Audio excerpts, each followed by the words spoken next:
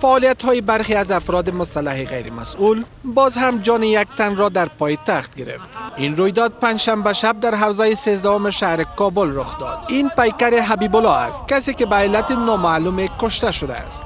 او به تازگی ازدواج کرده بود و یگانه نانآور خانه‌اش بود. میر حسین پدر کهنسال حبیب الله خواهان به کیفر رسیدن عاملان این رویداد است.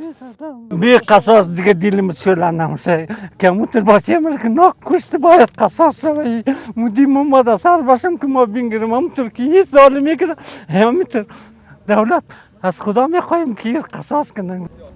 از سوی هم شماری از باشندگان این محل از مسئولان امنیتی و نهادهای عدلی و قضایی میخواهند تا در برابر افراد مسلح غیر مسئول به گونه جدی اقدام کنند.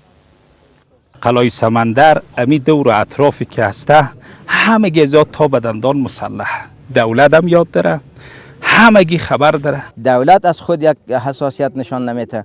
خب در کاکور شب و روز فایر میشن، قلعه سمندر فایر میشن، دولت یک دفعه سوال نمیکنه که فایر علتش چی بوده، چرا فایر بیجا میشه.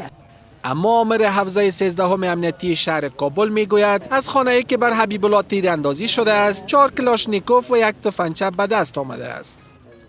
افرادی که به این موضوع قتل دستگیر شد به نام محمد طاهر است که بچه کاکای به نام جبار است. اینا دستگیر شد، اعتراف کردن، به جرم خود اعتراف کردن، قضیه را به ارگانهای کشفی سالم ولی محاکم و قماندانی زون 101 ارسال کردیم.